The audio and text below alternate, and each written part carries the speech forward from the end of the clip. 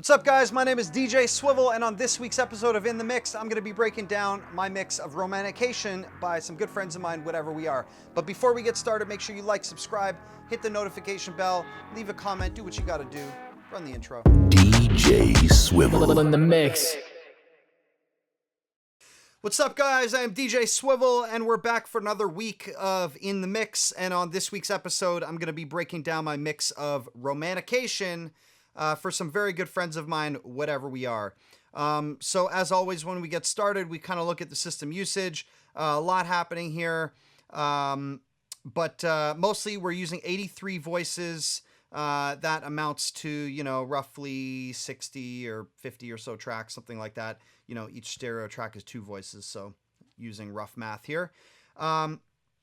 Really cool song. It's in the rock genre, but, you know, there's some modern hip-hop elements, like in the drum programming and things like that. And, yeah, let's just start going through some of the sounds. So we've got about, about 9 drum tracks. Really, it's about 7 drum tracks, and then these 2 sort of effect tracks, like transitions and stuff. I kind of group them with drums sometimes. We have 3 bass tracks. We've got a live bass. I think we have 2 live basses and a synth bass. Actually, no, I think we have 2 synth basses and a live bass, if I remember correctly. And then we've got a bunch of guitars. Looks like we've got 3, 6, 7, 8, 8 guitars here, and then another 4 guitars in the chorus. So, you know, it's about 12 guitars for the whole song. And then we have this like pizzicato string. We have a vocal chop, and then we have vocals. We've got a couple lead vocals from Gabrielle here, an ad-lib track, some like one-off vocals that actually I recorded, which we'll get into in a little bit. Joey's got a lead vocal, Ian's got a lead vocal, Trips has a lead vocal, and then there's some background vocals. So, of course, we have some buses on the backgrounds. We got our master fader. We're not running through a limiter for the purpose of this. And we've got all our time-based effects. So, you know, reverbs, delays, doublers, things of that nature. Okay, so let's just dig straight in. I typically mix drums first, and I mix like from a top-down approach. That's why my sessions are arranged this way. So let's just start right at the top with the kick drum. Let's hear the kick drum with nothing on it. Oh, we'll get rid of that. So cool, simple kick. Let's hear what it sounds like with all the effects on it, and I'll go through each one. So boomier, more low end, more attack, and punch as well. All right, so what are we doing? We've got a simple compressor. We have the punch up. I love this compressor, H-Comp from Waves. Listen to it.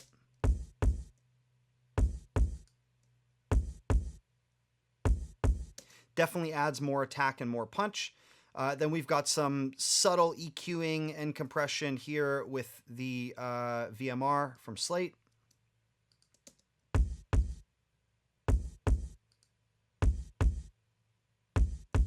So we actually took off some low or some high end on it. So we took off some of the top, and then there's some little other little minute, you know, upper mid and lower mid.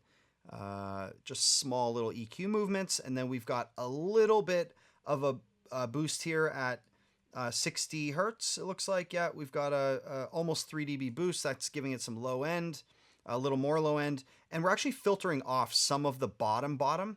Now this might seem counterintuitive. Why are we boosting low end and then rolling off up to 68? But the reality is this roll off is not a brick wall. It's a very soft curve. And so we're getting the boost, but then we're also getting the roll-off, which is largely attacking the lowest lows, so probably like below 30 hertz or something like that. Let's hear what that's doing. So definitely boomier, thumpier, and then this whole time, there's automation on this, so that's why it's like weirding out when I hit bypass and then press play. It's because there's automation. But let's hear what this envelope shaper is doing.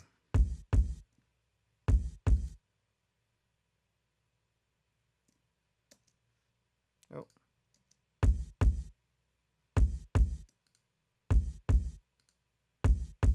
So you can hear it adds a little more attack, some of the attack back, that we kind of lost when we lowered some of the high-end frequencies with that high shelf EQ. Okay, so simple stuff. And then we have a send. This is purely for a sidechain. So I usually do this in all my sessions. I've got the kick sending to a bus. It's key 1. And so I'll use key 1 for sidechaining, typically around the bass. I usually like the kick and bass kind of working together. I don't always have to do it, but in some cases, you know, the bass and the kick sort of the frequencies overlap. And so it's nice when, if you have them sidechained, the kick hits, the bass will duck, and they kind of work in tandem, which is great. Okay, so moving on, let's listen to the snare. By the way, worth mentioning before I move on from the kick, actually, this is the volume automation. I am automating the kick volume all throughout the song. Each section has its own right level. You know, in the beginning part of the verse, it's a little lower, you know, minus 14, and then in the middle part of the verse it goes up to like minus almost 12, so it actually boosts 2 dB about halfway through. You'll hear why shortly, but let me get through the drums and then I'll sort of play this like transition here. Okay, so snare drum, what are we doing on it? Let's listen, take it off. All of our plugins are gone now.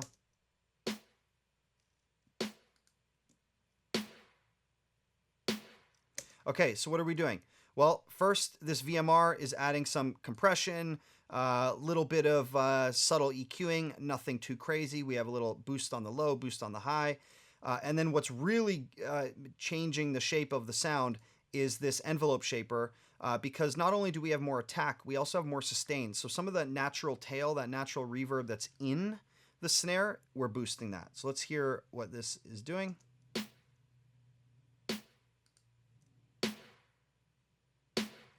So dramatically changes the snare.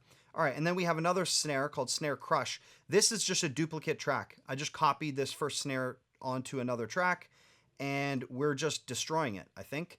Yeah, we've got saturation here up to 10, as basically loud and as aggressive as it'll go. Let's hear what that does.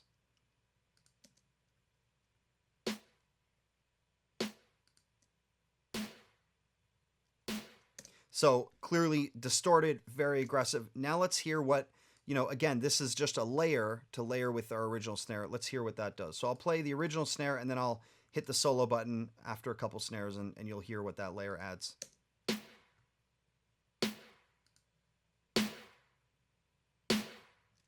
So again, a little like grittier, a little more aggressive. For the purposes of this song, that's really important. Okay, so moving on, we have a Snare Fill. This is just a simple, you know, stutter snare. Let's play it without anything on it. So it's like a kind of gritty, almost sampled, like, you know, just triple snare fill. And let's hear with all the effects.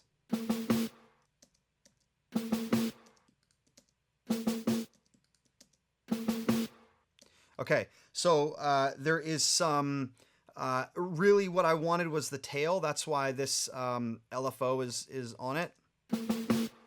Or rather, it's not about losing the attack. It's actually about raising the volume of it. I didn't want to automate it, so I just used that. And all it's doing is making the last one louder than the first one.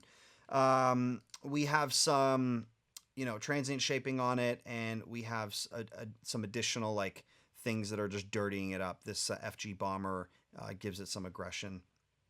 So, you know, once I start playing the song, you'll hear it's a very aggressive song. It's actually on Spotify. Go check it out. And you'll understand why I'm trying to add grit and dirt to the song. Now, what else do we have? We have a hi-hat track. Let's hear what that's doing.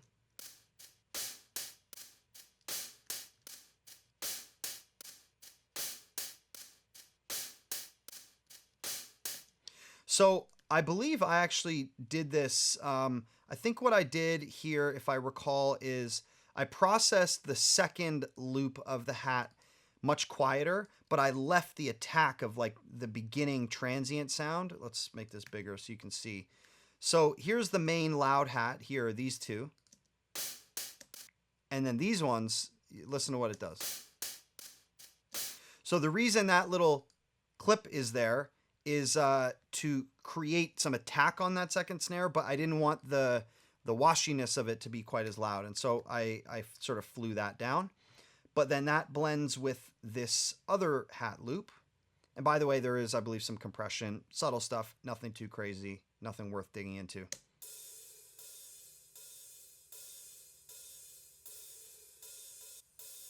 So we have this open hat that's like panning around. It's got some, high pass filter on it and some subtle EQing, a little bit of compression, but nothing too aggressive there.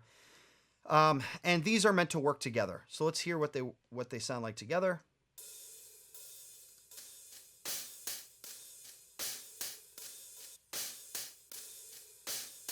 So the idea is you want it to like sort of bounce, like, so it has more of a rhythm. If it was just the same thing over and over again, it'd be kind of very repetitive and monotonous. And so that just adds a little vibe when we, lower these other two hits, every other hit, of that main hi-hat. Okay, so what else? We have some in the second and third chorus. We have an added layer of crashes, so that just adds lift as the song goes. The crashes come in the second and third chorus just to make those feel a little bigger. Here's what they sound like.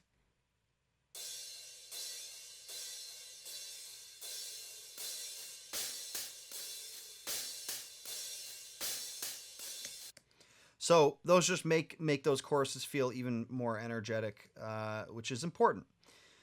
And what do we have on them? I've just got them spread out. So I've got my plugin spread on there, just giving them a little space. I think I kept it real simple. I just boosted the spread. I didn't do any like individual band spreading. I just boosted it all to 58%. Good to go. Okay. What else? Well, we have this effect track. There's nothing on it, so I'll just play it for you real quick. It's kind of like a vocal chop or a guitar thing. I don't really know what it is, but it does, serve a purpose. And then I'll just play you this effects track, and then I'll show you what the entire drum bus is doing. So the second effects track.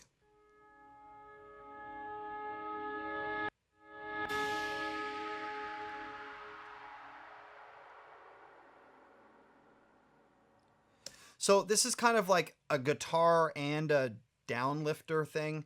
And I just created some arrangement stuff here where I, chopped this out, faded this in, and that's just part of the arrangement of the song.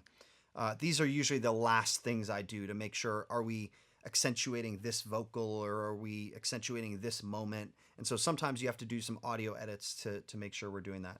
Okay, so let me solo all the drums now. And what I did is I actually played you the raw drums, but they're all running through this bus, and I'll turn this stuff back on so you can hear what it's doing. But let's just take a, 2-bar drum loop or 4-bar drum loop here. There we go, 4 bars.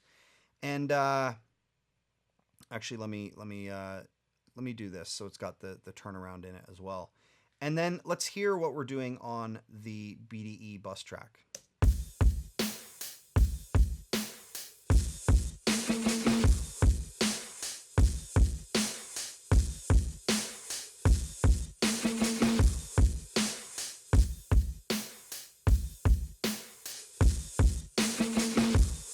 So we're really dirtying up the sound, and that was, that was on purpose, of course.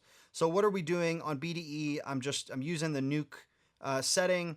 I'm pushing it about 8 dB, but I'm also using the range and speed sliders, which is our dynamic preservation feature, and it allows the bounce of the drums to change a little bit, and also the impact. Really, the transients is the most important thing here. It's maintaining the transients.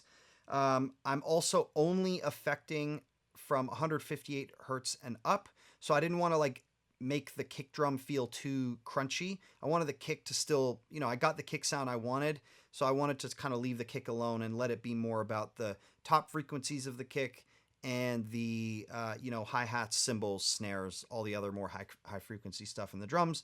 And then after that, we just have some trim, leveling it out to get it right. And the reason I add a trim instead of just moving the bus down is usually because I'm A-Bing it and seeing all right, I had the drums sounding good with nothing on. Does it sound better with everything on? And so it's just a convenience thing for me. So anyways, let's listen to the drums one more time.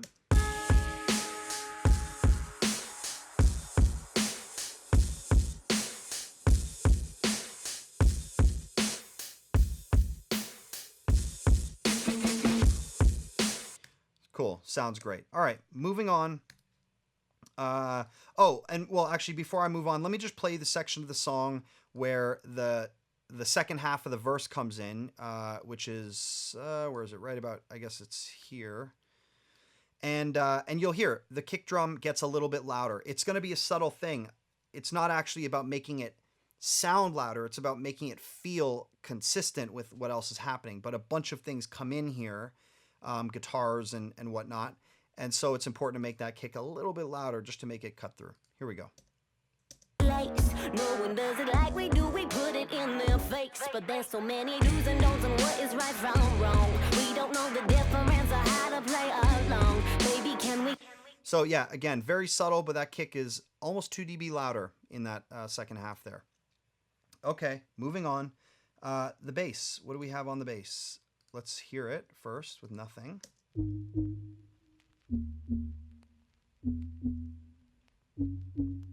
This is in a way like more a synth. It's like a low frequency synth. I've got a group with the basses because kind of serves that purpose.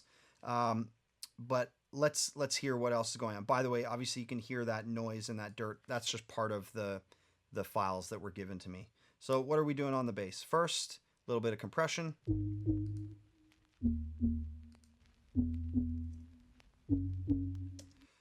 Just adding a little attack, but it's already a soft attack. And then we're actually filtering out some of the lowest lows there.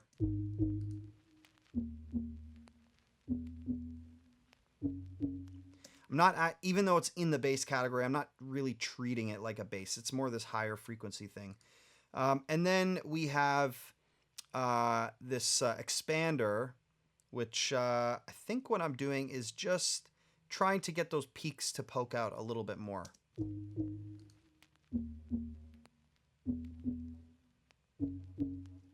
It's subtle. It's really subtle. And let me try to bypass everything so you can hear the difference.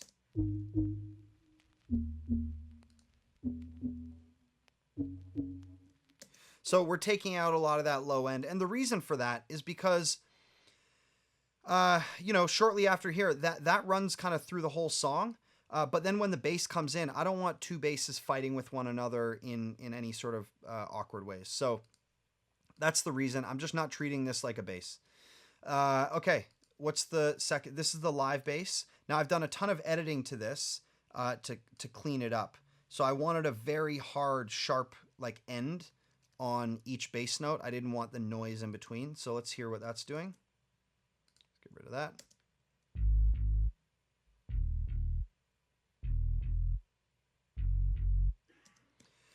And that just goes with the bounce. That bass follows what the kick is doing. And so the reason I want it to chop off is because I want those kick drum hits to be very impactful, and then I want the space in between. And that's why, if you look, in the hi-hats, all these things are working together, right? So remember, the first two hits of the hi-hat are quiet because that's where the bass and the kick is. And then when we have the bass and the kick is removed and there's space here, that's when the hi-hat gets louder. And so it creates this back and forth dynamic between like low frequency, high frequency, and they kind of teeter like this. So let's see if you can pay attention to that. Let me play the whole song. Pay attention to what the bass is doing, what the kick is doing, and what these hi-hats are doing. Okay?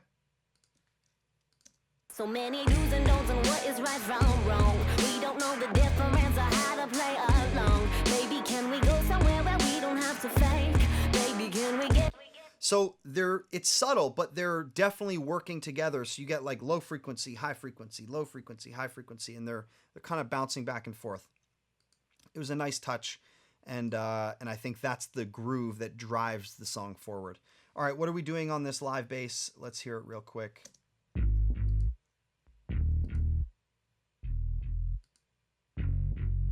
All right, so we've got a CLA bass. It's on the Start Me Up setting. I don't know if that's the full. I'm sure I've probably modified it a bit, but there's a little bit of the growl, a little bit of the chorus, a little bit of compression, and some EQ and sub stuff. You know, this plugin's cool. If I can't find something to do with a bass and I don't like it, I usually throw something like this on and just go through presets and see if I find something I like. Okay, and then what else do we have? We have an H comp adding a little punch. and a very slow attack. So we're trying to get more of the front end of that bass to poke out. And then we have a little EQ. We're taking off the lowest lows because that's going to get lost and muddy up a mix. And we're boosting around 230. That's going to give a little more of that upper or lower mid, upper low kind of, punchiness a little bit. So let's hear let's bypass everything and I'll add one plugin at a time.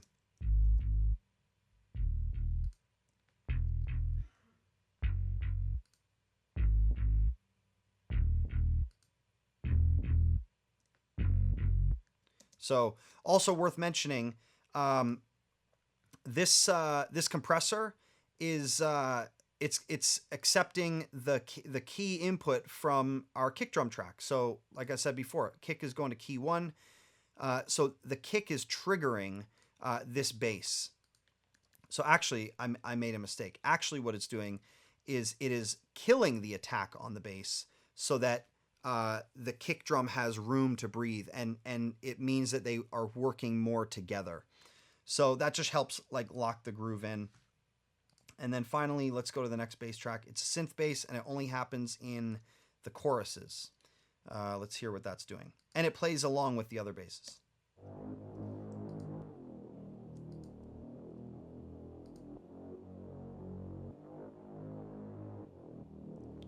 So as you can see, you're kind of hearing the kick. You're not hearing the kick, but you're hearing the ducking of when that kick hits.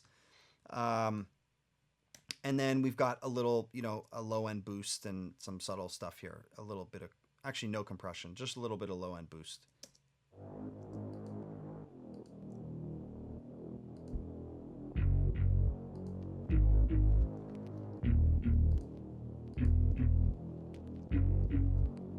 So all those basses are working nicely together. They all kind of occupy different frequencies, and they work. So multiple basses, okay if you know what you're doing.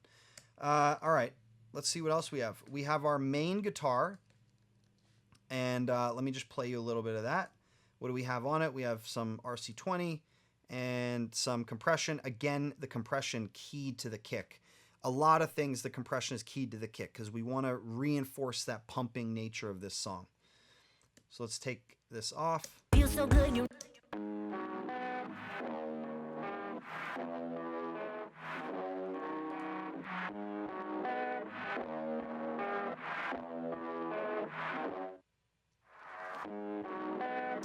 So this is kind of like this droney guitar thing, which I believe was heavily edited before it got to me.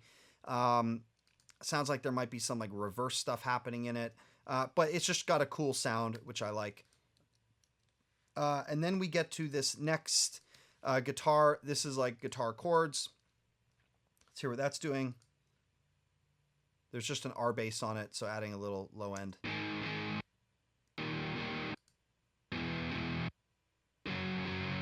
So you can hear it adds a little bit of low end to it.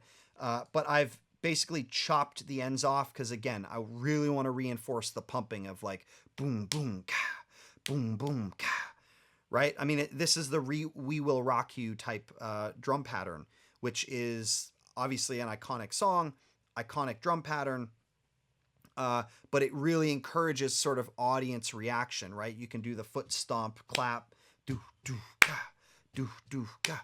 So that's kind of the vibe that we're going for on this. And so that's why I really want the space here to be very, very obvious and very, very cut and dry. Okay, so anyways, moving on. Then we have a couple guitars here that just do some little harmonic things. Let's hear it.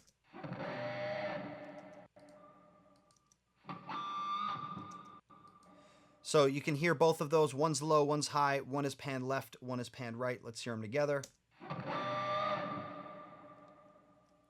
So nothing too crazy. There's some compression, filtering out some of the low end, and then we're adding some reverb to it. Let's hear that in context of the whole song. Let's just pay attention to this. Fly away, take a little romantication to another place where we can be alone, somewhere we can be wrong, somewhere we don't. So it's just like one little guitar moment in the middle of the hook that, it happens twice in the hook, but it just adds a little bit of energy and gnarliness, let's call it. Okay, moving on. We have these harmonic guitars. Let's hear what they're doing. So what do I have on it? Filtering out some lows. Then we have this like spring reverb. And we have some, a little bit of compression.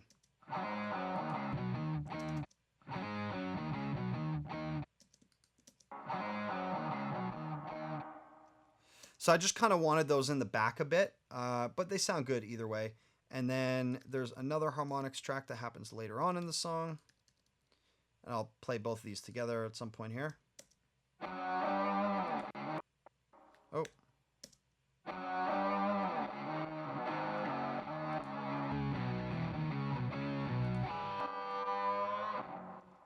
So we're filtering out a lot of the lows. We have that spring reverb back on at a pretty high mix, 50%. That's why it feels like kind of in the background. This didn't need to be in the front because we have these other guitars that are meant to be in the front, right? So let's hear both of these harmonics and how they play with the main guitar.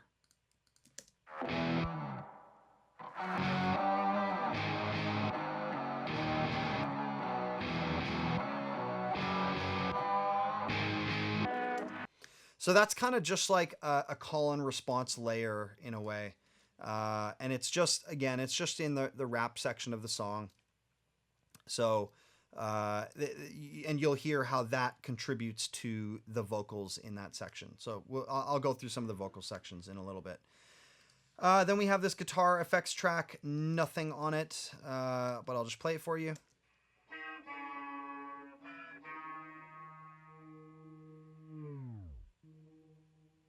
And then it's got a little tape stop that I think I did. Yep, that's that verify. That's a tape stop I did. And then there's like a little reverb tail there, which to be honest might have been a mistake, but it's quiet enough. It's not interfering with anything. And then we have a guitar solo at the end, which does have some subtle stuff on it, some filtering, top and bottom rolled off, and there's a big reverb kind of putting it in the background. Let's hear what it's doing with nothing on, and I'll maybe a bar in. I'll activate the plugins.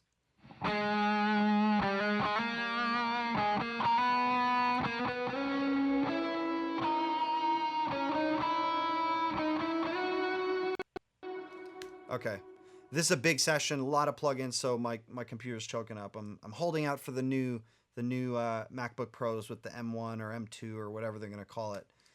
So hopefully my computer lasts another 6 or so months whenever they finally get those out. Anyways, so the reason we have a bunch of reverb on this guitar is it's the final chorus. We want to make it feel big, lots of space, and also there's like 9 guitars playing. We got 1, 2, 3, 4, 5, 6, 7, 8, 9 guitars playing. So this is a 10th guitar. It doesn't need to be dry. We need to give it its own space. Especially something like this that's like played all the way through, and it does take up a lot of space. So we throw it in the back, we pan it to the right. If you notice the pan, yep, it's pan to the right. And it just sits on top of all the other guitars. So let me solo all of the guitars, and so you can understand why. And you know what I'll do is I'll take the reverb off this, and you'll kind of hear like it gets its own space once you leave the reverb on.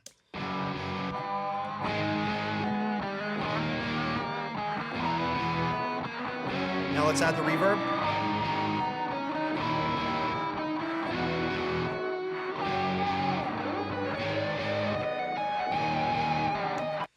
So really important to give it its own space so it's not fighting. And it just feels bigger in general, especially for a solo like that.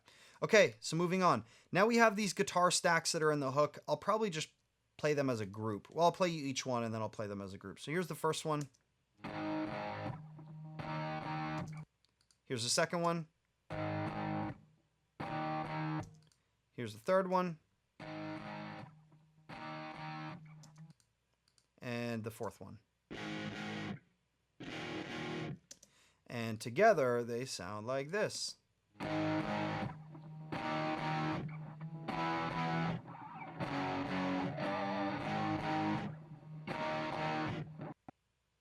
Okay, so All of these are running through this bus. What do we have on the bus? We're doing some high pass filter. We're raising the high frequency stuff, raising some low frequency stuff even. We've got a gate on it, so we're kind of muting kind of the space in the middle there. And we've got a little bit of compression. And then we run it through a second compressor, adding a little bit of punch. Nothing too crazy. And then the trim was just to, get the level right, I think, as I was adding these other plugins. Okay, let's hear that in context. Yeah. Oh, baby, can we fly away? Take a little medication to another place where we can be alone, somewhere we can be wrong, somewhere we don't need to care, where we can get our freak on. Okay, so basically, these guitars all are slightly different textures. They have these like little fill-in sections in the middle, like this here. Oh, come on. So that adds like a nice little layer. But really, it's just repeating kind of what this main guitar is doing, or not the main, but the second like chord guitar, and just really reinforcing that. But because it's the chorus, we want it to lift. We want it to feel bigger. They're panned out. They're nice and spread.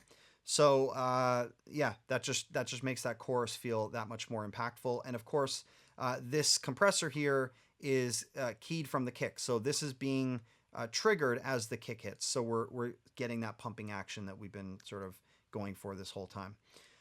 Okay, let's see. Then in the second and third chorus, we have these pizzicato strings. I don't think a ton is happening to them.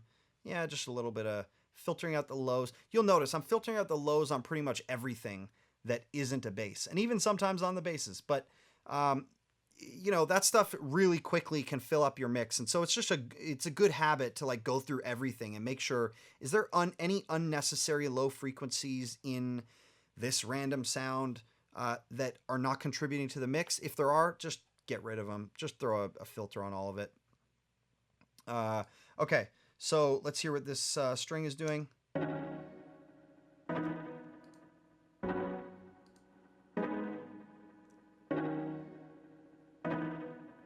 So, and even, what I've got on here, a little bit of compression, it's not doing a whole lot. It's making it a little brighter, but it's not doing a whole heck of a lot. And then we have this vocal chop at the end with, I think just, my guess is high pass filter, and that's it. No compression, no nothing. Just filtering out the lows. Let's hear what it does.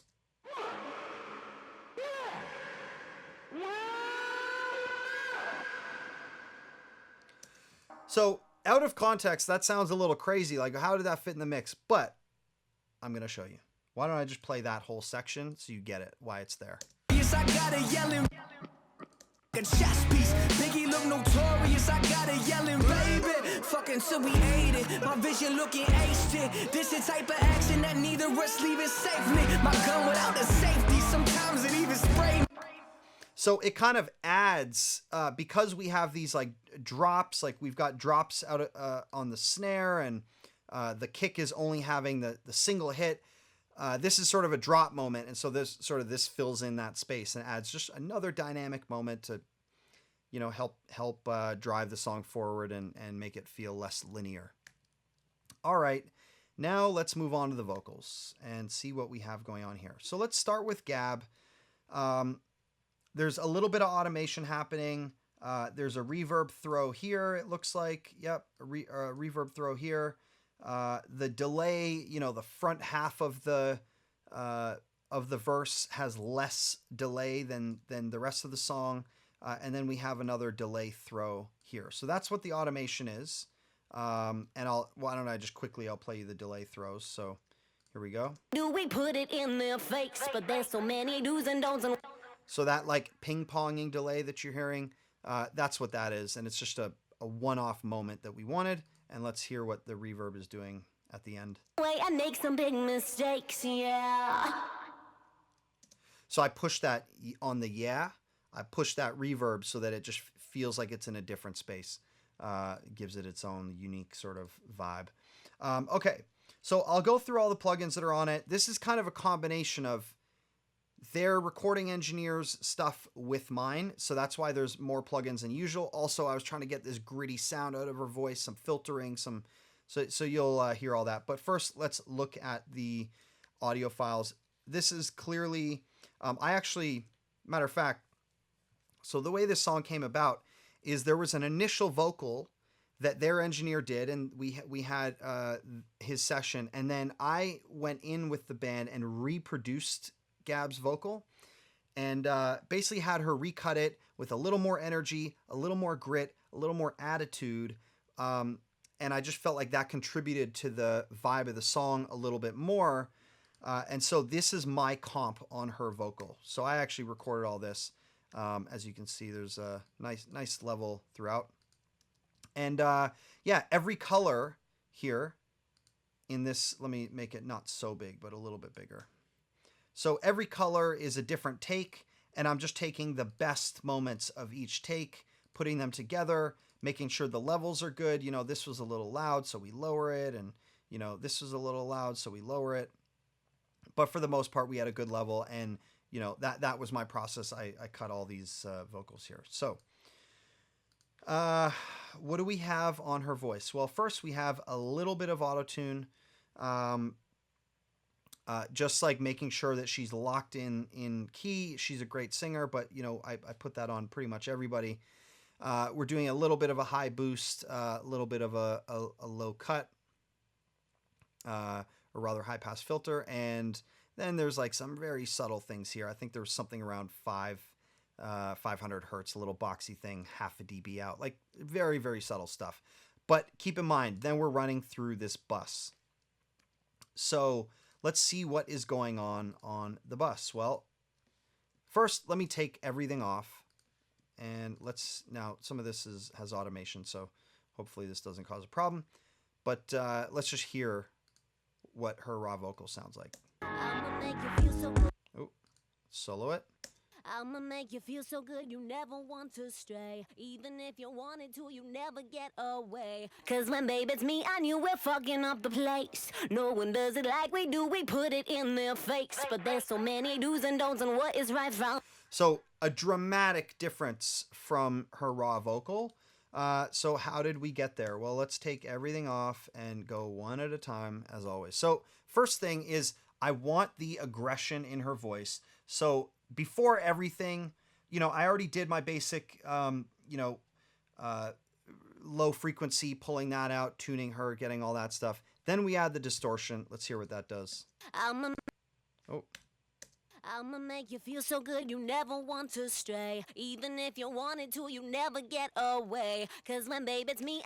Subtle, it's raising the volume a little bit, but it's also just adding a little bit of grit. Nothing too crazy. I didn't go over the top with it. And we're taking out any low frequency that was added, and we're brightening the vocal a bit. Okay, then we do another pass on the filters and compression. I'ma make you feel so good you never want to stray. Even if you wanted to. Then we add another compressor. It's a very in-your-face vocal, right? I'ma make you feel so good you never want to stray. Even if you wanted to, you never get away. Okay, now we add another compressor. Now, I believe that actually some of this was already on the vocal from the original recording engineer session, and then I just added to it rather than, you know, replacing everything. Because this is not a typical vocal chain that I would use, not in this way. But anyway, so we have another compressor. I'ma make you feel so good you never want to stray. Even if you wanted to, you never. Just brings the vocal out to the forefront a bit. Then we have this, C4 multi-band compressor on it. Again, I don't think this was something I added, but I think it was just part of the demo session. I'ma make you feel so good you never want to stray. Even if you wanted to, you never get away. So that's taming some of the high-end stuff and just smoothing out the vocal a bit. I like it. Then we have this indent plug-in. Let's hear what that's doing. I'ma make you feel so good you never want to stray. Even if you wanted to, you never get away. Cause when baby it's me and you, we're fucking up the place. So it adds a little bit of aggression, and it also kind of, you know, it's like, it's like almost like got a gate on it, so it feels more like a choppy vocal. And I just like the effect it added, so left it. Then we have here, what we're primarily doing here is we are boosting some of these mid frequencies. We're boosting them a good amount. Or I'm sorry, I lied. No, we're cutting the mid frequencies. I sort of got those mixed up. We're cutting the mid frequencies. Let's just hear what that does. I'ma make you feel so good you never want to stray. Even if you wanted to, you never get away. Cause when babe it's me and you, we're fucking up the place. So some of those like upper mids there, we pull those out and it just kind of smooths it out and gives it more of that vintage feel. And then we have like a little subtle de-esser, just catching any S's that poke through. I'ma make you feel so good you never want to stray. Nothing too crazy. Then there's a micro shift. And what that's doing is creating this like stereo effect. I'ma make you feel so good you never want to stray. Even if you wanted to, you never get away. Cause when babe... It's subtle, but it just gives this like interesting kind of stereo slap effect to it. And then finally we have a little bit of EQ shaping after all that. Exhausting. I'ma make you feel so good you never want to stray. Even if you wanted to, you never get away. So again, let's hear it with nothing. I'ma make you feel so good you never want to stray. Even if you wanted to, you never get away. So there we go. Sometimes you got to jump through a lot of hoops to get a good vocal, but I think we nailed it. Okay. And of course, all her leads are running through this same processing. And then we've got some, this B reverb, which I believe is a spring. I think it's a spring. Yep. We've got a spring reverb. Let's hear what that reverb sounds like. I knew we're fucking up the place. No one does it like we do. We put it in their face. But there's so many do's and don'ts and what is right from wrong. We don't know the difference or how to play along. So it's almost like a guitar tone to the reverb even, right? That spring delay, very common on guitars. Or that spring reverb, rather. So we like that, and it just kind of glues her vocal into this like guitar heavy track. It makes it all feel like it's kind of almost like running through an amp. Then we have like a simple medium delay. This is not the throw. This is just like a simple, I think, ping pong delay. I'ma make you feel so good you never want to stray. No, it's actually just a one tap delay. So just a simple like echo. And then, like I said, we have this throw, which only happens here. Put it in their face, but there's so many do's and don'ts and what is... And what is that throw doing? It's throw one. We've got a decapitator that's distorting that throw first, distorting the reverb or the delay. Then we've got a dotted eighth note. So that's what's giving it that like weird bounce to it. That's not exactly on the quarter notes. And then we have a doubler, just creating some space on it.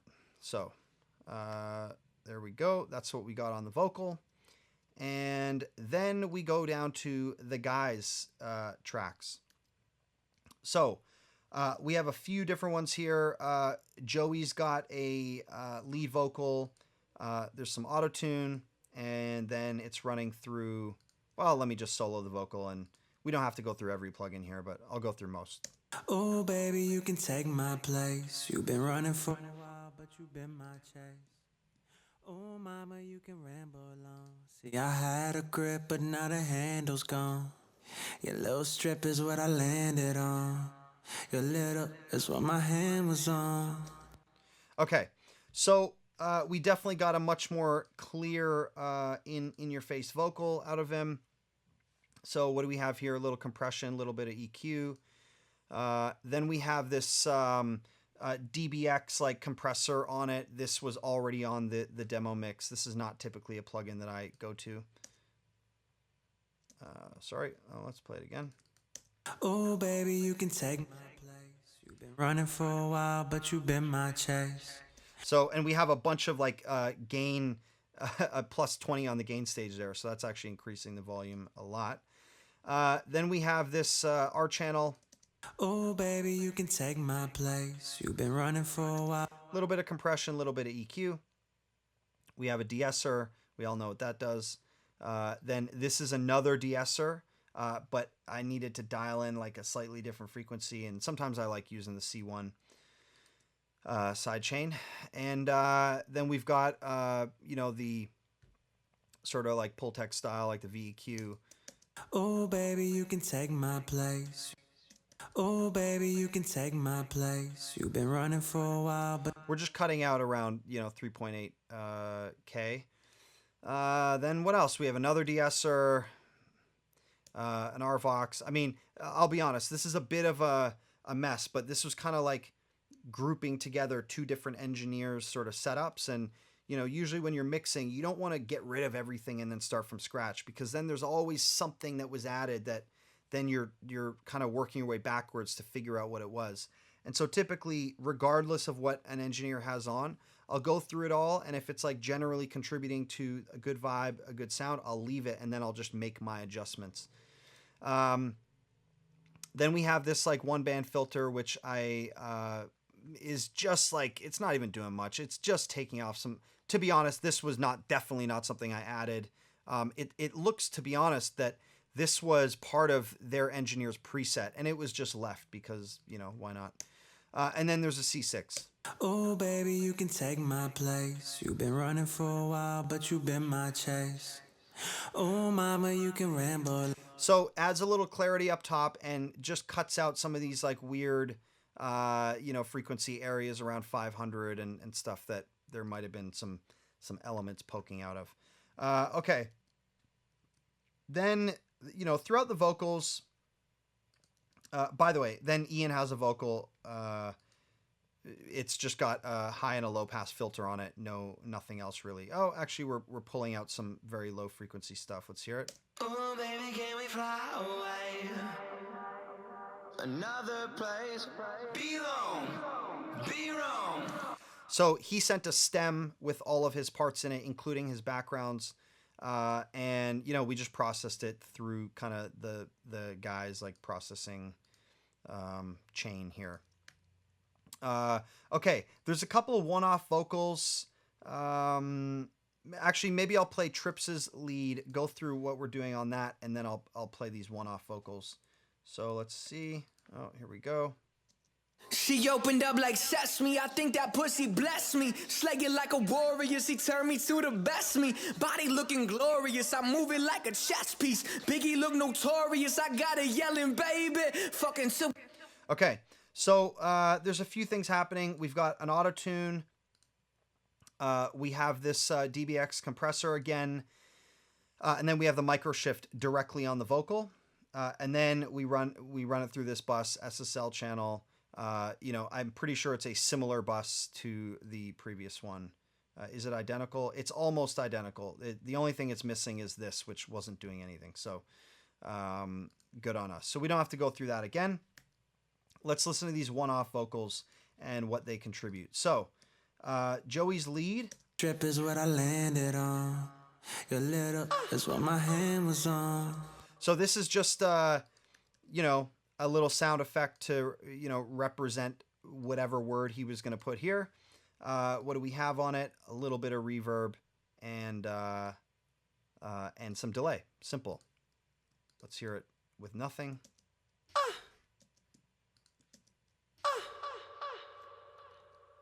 So just a cool little one effect.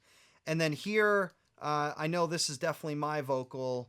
And this was just sort of an ode to Notorious B.I.G.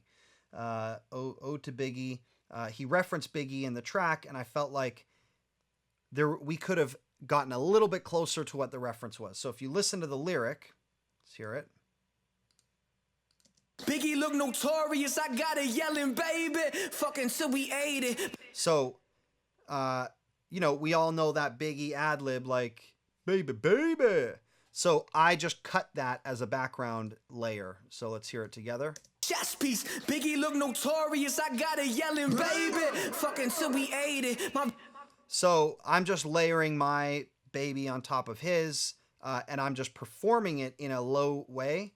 And then I'm doing some formant shifting on it down, doing some filtering on the lowest end and putting a delay. So let's hear it with nothing. Baby. Whoops. Baby. Now, keep in mind, this is also running through our bus. So that's what's, you know, if I take everything off, you'll hear what it sounded like originally. Oh.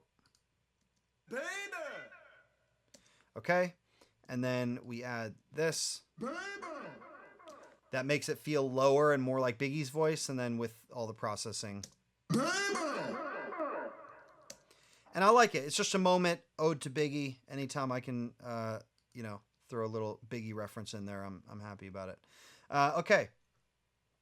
Then Trips has some ad libs. What are we doing on those? Looks like their engineer probably threw one of these on here. I actually hate using this plugin. It's way too complicated to look at. It kind of looks cool, but I don't know how to ever find what I want on here. So definitely was not me, but it's on there. Let's go. And at the end of the day, it's just running through his bus anyways. All right, moving on. We have some background doubles for the chorus, some lead vocal doubles, and then we have some little ad-lib backgrounds.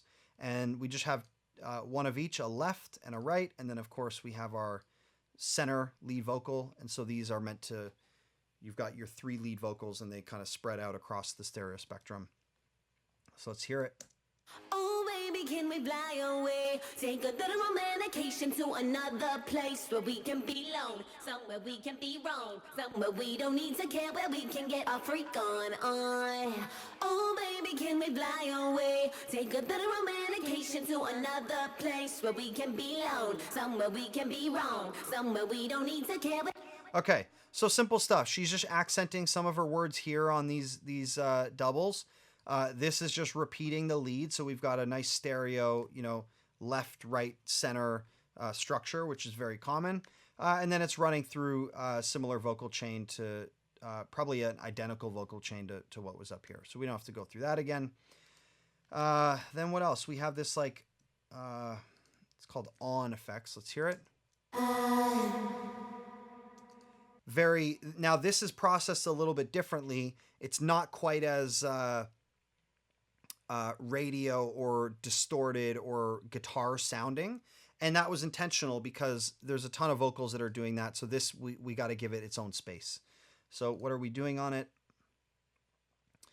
We have like an echo boy, and we have some EQ, and we have a micro shifter. We got a few things happening there, and then an additional EQ, bit of EQ shaping, and of course some reverb, and our long delay, which goes to the Valhalla vintage verb and our long delay. It's just a simple quarter note delay with some filtering on it. Nothing too complex there. So let's hear it again with nothing. Okay, now with our processing. Oh, that's annoying.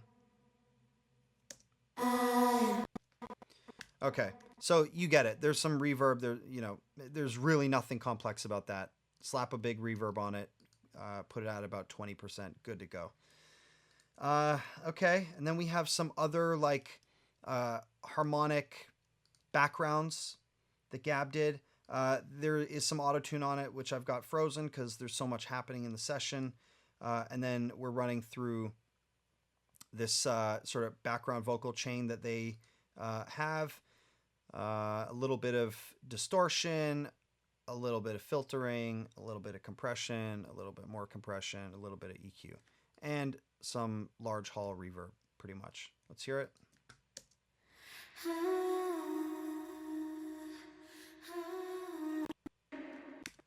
Okay, so a pretty simple background there, and then Joey's got an ending part. I wish my computer wasn't choking up here for you, but here we go. You come alive when the camera's on. So nice, pretty reverb, but distorted and aggressive, and in line with what the lead vocals are doing sonically. Okay, and then we have a couple little ad-lib tracks that aren't doing a ton. I have no processing on the first one. I have a little bit of EQ and filtering on the other two. And then they're running to the spring reverb and a medium delay, which is an 8th note. Fly away. Another place. Be wrong. Be wrong. Okay, so let's hear it in context and see if you can see where these ad-libs are sitting and how I've got them kind of mixed in, level-wise, panning, EQ, all that. Oh, baby, can we fly away? Oh, baby, can we fly away? Take a little Romantication to another place where we can be alone, somewhere we can be wrong, somewhere we don't need to care, where we can get our freak on. Oh, baby. So they're subtle, they're in there, and they're just adding some, like accenting certain moments in the song that we think were important. And again, not a whole lot going on here, a little bit of the B reverb and the medium delay. So that is pretty much the song. You know, there is a lot of plugins on this one. This speaks to the fact that, you know, most of the time when I get sessions, I get stems. So the producer will print all of their stems, all of the stuff that he or she did in their production session. And then I'm pretty much starting from where they left off, but with a blank slate. In this case, these, whatever we are friends of mine. I helped record the vocal, or produce the vocal rather. And so we were kind of working on a merged session that was like partially mine, partially the original, their original engineer back in Long Island. And so that's why there's a lot of different things happening. But it came together. It sounds great. This is a good example of like going for a vibe, right? We wanted it to feel like one that pumping, like boom, boom, ka, boom, boom, ka. We wanted that like pumping motion to be happening all the way throughout. And we wanted the vocals to really feel like they were amped and aggressive. And that starts with delivering a performance that is, you know, a little bit more aggressive. I wish I had the older vocal. In fact, no, that's just a clean vocal. If you heard the older vocal, it was a little more tame in its delivery.